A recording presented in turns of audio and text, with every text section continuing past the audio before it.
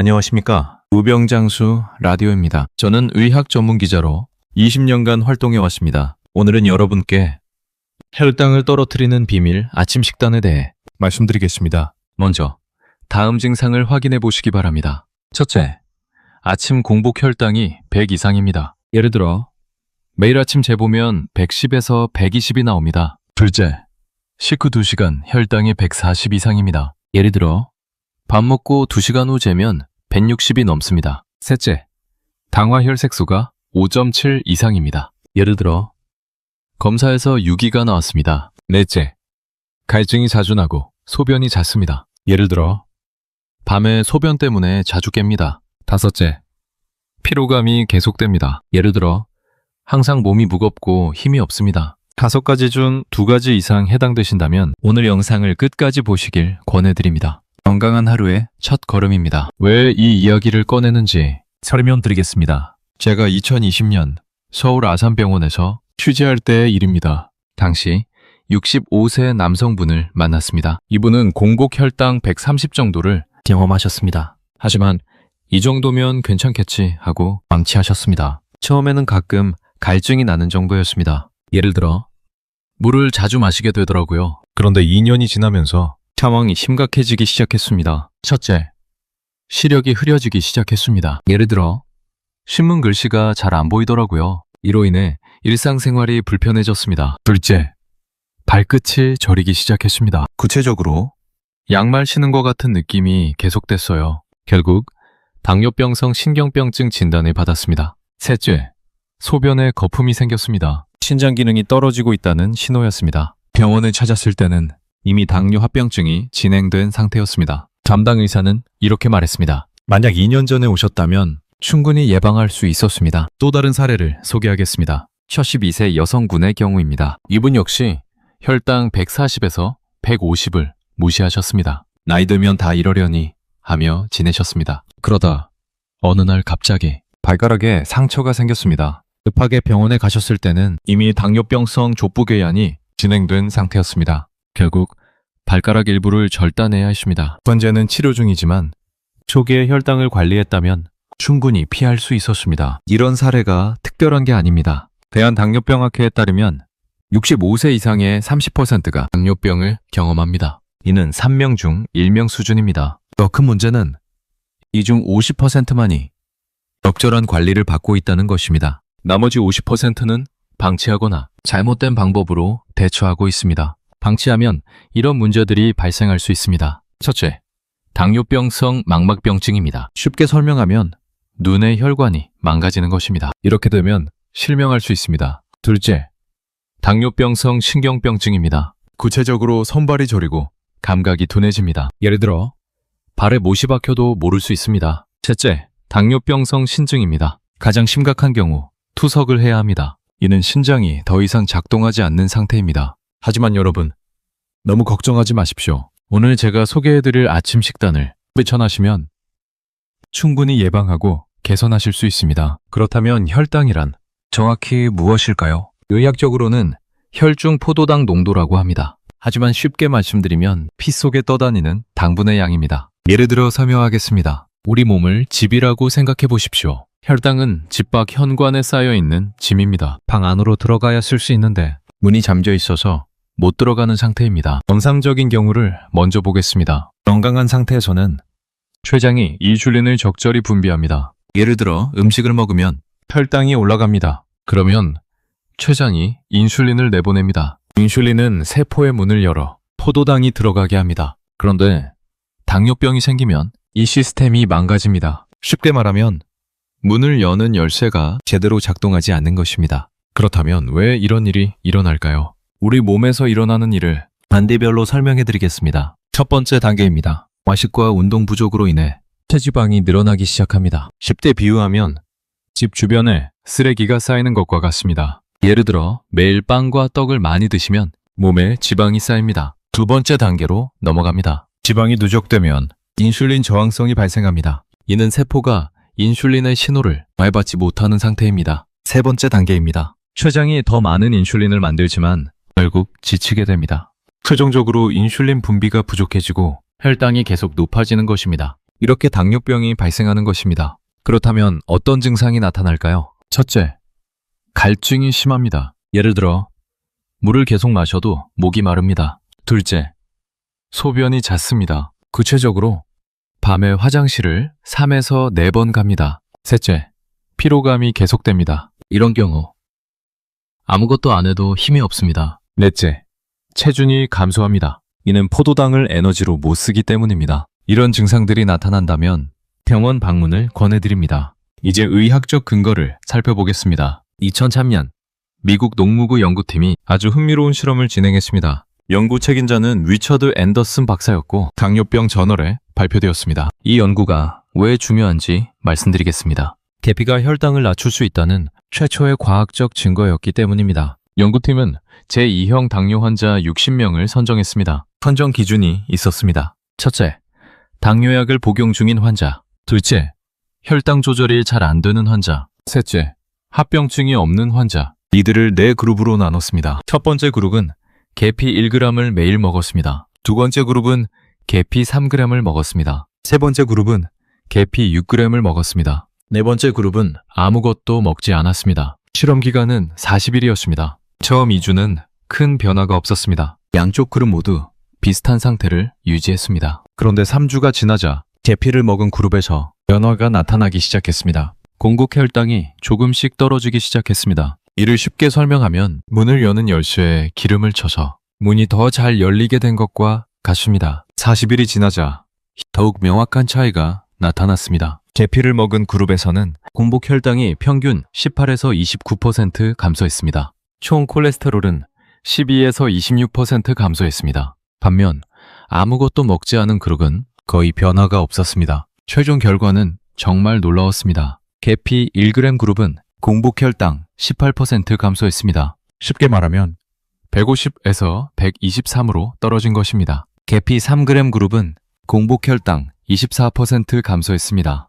예를 들어 150에서 114로 떨어졌습니다. 계피 6g 그룹은 공복 혈당 29% 감소했습니다. 이는 150에서 107로 떨어진 수준입니다. 통계적으로도 매우 유의미한 결과였습니다. 연구팀은 인슐린 감수성 개선이라고 표현했습니다. 이게 무슨 뜻인지 쉽게 풀어드리겠습니다. 인슐린 감수성이란 세포가 인슐린의 신호를 얼마나 잘 받는지입니다. 우리 몸에서 어떤 일이 일어나는지 예를 들어 설명하겠습니다. 첫째, 계피 속 성분이 세포 표면의 수용체를 활성화합니다. 둘째, 수용체가 활성화되면 세포문이 더 잘 열립니다. 셋째, 포도당이 세포 안으로 잘 들어갑니다. 비유로 설명하면 더 쉽습니다. 우리 몸을 큰 건물에 비유해 보겠습니다. 인슐린은 각 방의 문을 여는 관리인입니다. 계피는 관리인이 일을 더 잘할 수 있게 도와주는 보조 직원과 같습니다. 예를 들어 관리인 혼자서는 100개 방 중 50개만 열 수 있었는데 보조 직원이 도와주니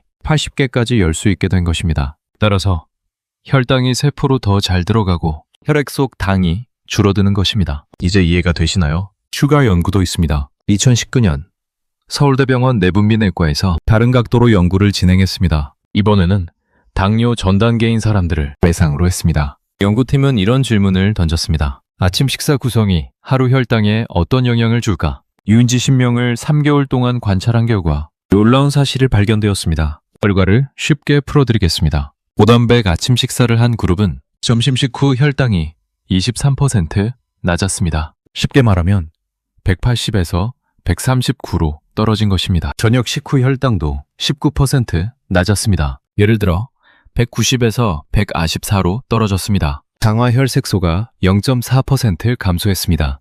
이는 6.5에서 6.1로 개선된 수준입니다. 반대로 탄수화물 위주 아침을 먹은 그룹은 하루 종일 혈당이 높게 유지되었습니다. 이 수치가 어느 정도인지 비교해 보겠습니다. 흰빵 2조각을 아침으로 먹은 경우 식후 혈당이 평균 180까지 올라갑니다. 계란 2개와 채소를 먹은 경우 식후 혈당이 평균 130 정도입니다. 차이가 50이나 납니다. 예를 들어 설명하면 계란 2개의 단백질이 약 12g입니다. 흰빵 2조각의 단백질은 약 6g입니다. 단백질이 2배 차이가 나면 혈당도 이렇게 크게 달라집니다. 제가 2021년 삼성서울병원에서 김재택 교수를 취재했을 때의 이야기입니다. 교수는 이렇게 강조하셨습니다. 당뇨는 충분히 예방 가능한 질병입니다. 많은 분들이 너무 늦게 병원을 찾으시는데 조기에 적절한 식단 관리를 시작하시면 충분히 정상 혈당으로 돌아가실 수 있습니다. 이어서 교수는 이런 조언을 덧붙이셨습니다. 특히 60대부터는 아침 식사가 정말 중요합니다. 하루 15분만 투자해서 단백질 충분한 아침을 드시면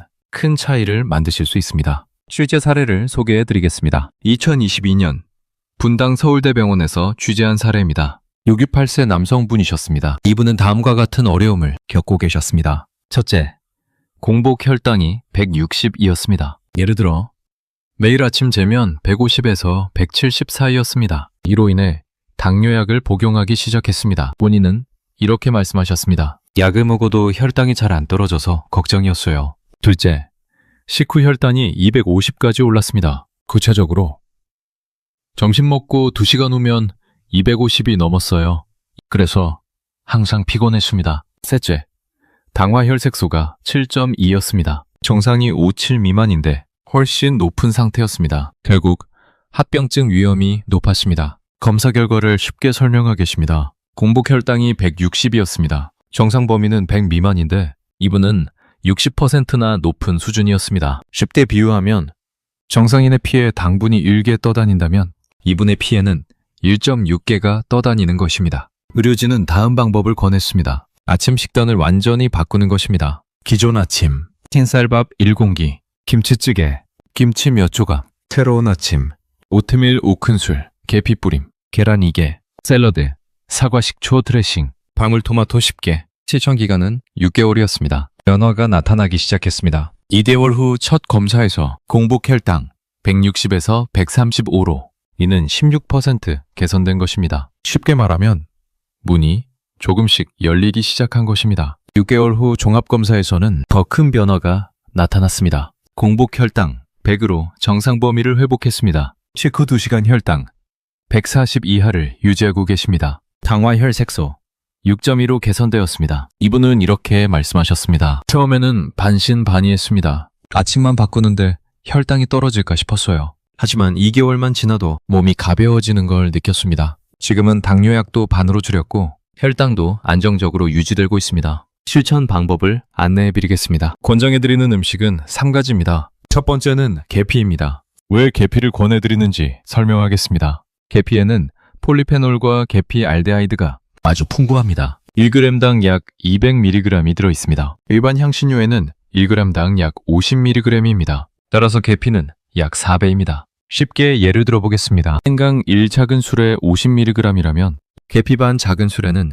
100mg입니다. 그렇다면 계피가 왜 효과가 있을까요? 우리 몸에서 계피는 인슐린 감수성을 높입니다. 쉽게 비유해드리겠습니다. 우리 몸을 자동차에 비유하면 인슐린은 자동차의 열쇠입니다. 계피는 열쇠 구멍에 기름을 쳐서 열쇠가 더 잘 돌아가게 하는 역할입니다. 우리 몸에서 어떤 일이 일어나는지 단계별로 말씀드리겠습니다. 첫째, 계피가 몸에 들어오면 세포 표면의 수용체를 자극합니다. 예를 들어 문 앞에 초인종을 누르는 것과 같습니다. 둘째, 수용체가 활성화되면 세포 안으로 신호가 전달됩니다. 이 과정에서 포도당 수송체가 활성화됩니다. 셋째, 포도당 수송체가 세포막으로 이동합니다. 결과적으로 혈당이 세포로 더 잘 들어갑니다. 연구에 따르면 계피를 하루 2g 섭취하시면 공복 혈당이 18에서 29% 개선됩니다. 계피를 고르는 방법을 안내해드리겠습니다. 계피에는 2가지 종류가 있습니다. 카시아 계피,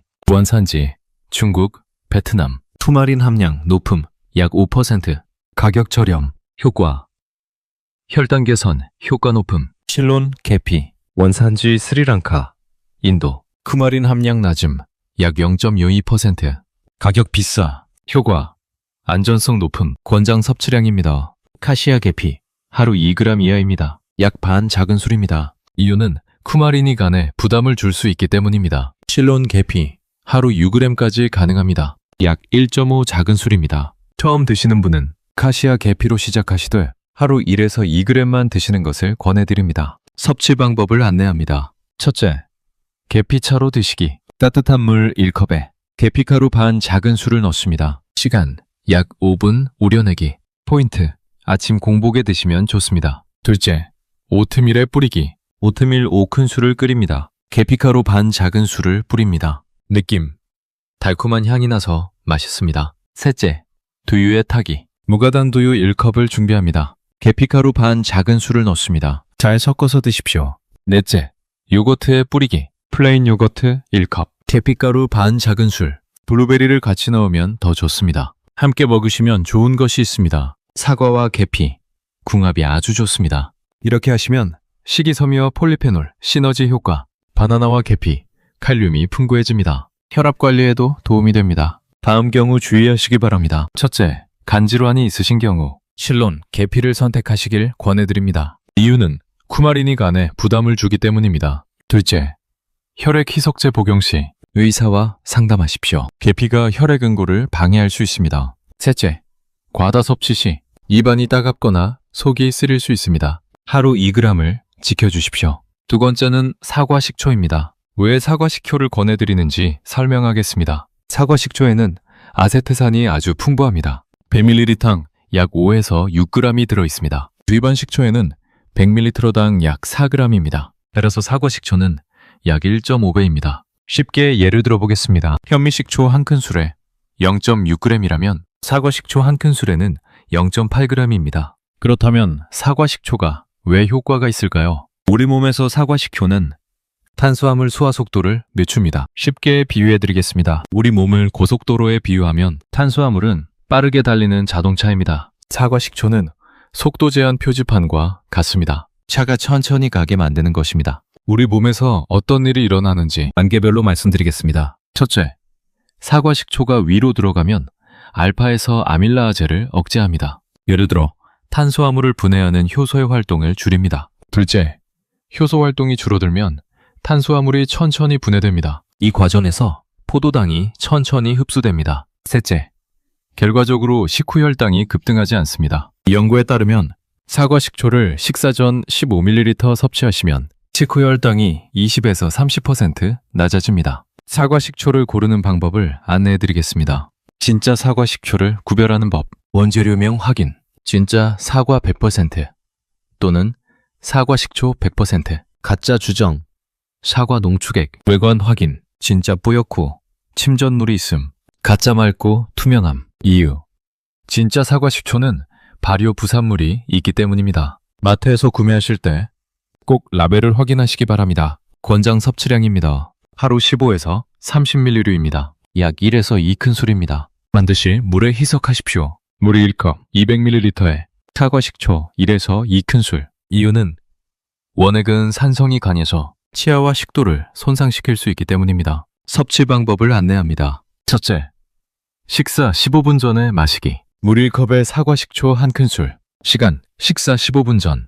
효과, 식후 혈당 급등 방지. 둘째, 아침 공복에 마시기. 미지근한 물 1컵, 사과 식초 1큰술. 레몬즙 1 작은 술 추가하면 더 좋습니다. 느낌, 상쾌하고 개운합니다. 셋째, 샐러드 드레싱으로 사용. 올리브유 2큰술, 사과 식초 1큰술, 소금, 후추 약간. 잘 섞어서 샐러드에 뿌립니다. 넷째, 물에 타서 수시로 하루 2에서 3회 식사 전후로 드십시오. 함께 먹으시면 좋은 것이 있습니다. 올리브유와 사과 식초, 혈당과 콜레스테롤 관리. 이렇게 하시면 심혈관 건강까지 챙길 수 있습니다. 레몬과 사과 식초, 비타민C 추가, 면역력 강화에도 도움이 됩니다. 다음 경우 주의하시기 바랍니다. 첫째, 위염이나 역류성 식도염이 있으신 경우 식사 중이나 후에 드시길 권해드립니다. 이유는 공복에 마시면 위에 자극을 주기 때문입니다. 둘째, 치아가 약하신 경우 빨대를 사용하십시오. 치아 범랑지를 보호할 수 있습니다. 셋째, 과다 섭취 시 칼륨 수치가 낮아질 수 있습니다. 하루 30ml를 넘지 마십시오. 세 번째는 귀리입니다. 오트밀이라고도 부릅니다. 왜 귀리를 권해드리는지 설명하겠습니다. 귀리에는 베타글루칸이 아주 풍부합니다. 100g당 약 4에서 5g이 들어있습니다. 흰쌀에는 100g당 약 0.1g입니다. 따라서 귀리는 약 40배입니다. 쉽게 예를 들어보겠습니다. 흰쌀밥 1공기에 0.2g이라면 귀리 반컵에는 4g입니다. 그렇다면 귀리가 왜 효과가 있을까요? 우리 몸에서 귀리는 혈당 상승 속도를 늦춥니다. 쉽게 비유해드리겠습니다. 우리 몸을 공장에 비유하면 탄수화물은 원료입니다. 귀리의 베타글루칸은 원료를 천천히 투입하는 컨베이어 벨트와 같습니다. 우리 몸에서 어떤 일이 일어나는지 단계별로 말씀드리겠습니다. 첫째, 귀리가 위로 들어가면 베타글루칸이 물을 흡수합니다. 예를 들어 스펀지가 물을 빨아들이듯이 부풀어 오릅니다. 둘째,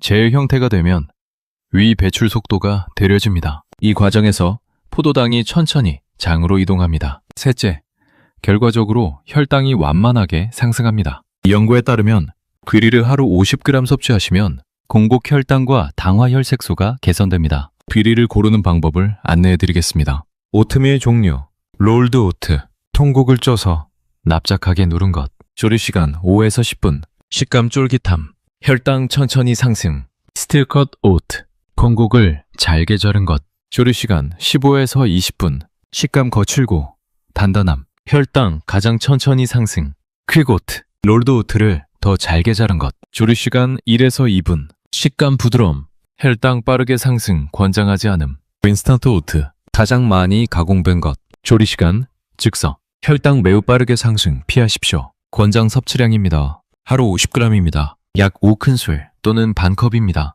주의하실 점은 귀리는 건조 상태라 양이 적어 보입니다. 하지만 물을 흡수하면 2에서 3배로 불어납니다. 조리 방법을 안내합니다. 첫째, 기본 오트밀 죽 만들기. 귀리 5큰술을 준비합니다. 물 또는 저지방 우유 1컵, 중불로 5에서 10분 끓입니다. 포인트, 계속 저어주셔야 늘어붙지 않습니다. 둘째, 오버나이트 오트 만들기. 전날 밤 귀리 5큰술, 두유 또는 우유 1컵, 냉장고에 하룻밤 보관, 아침에 바로 드시면 됩니다. 시간, 조리 시간 0분. 셋째, 잡곡밥에 섞기. 쌀 3컵에 귀리 1컵, 비율, 쌀 대비 20에서 30%.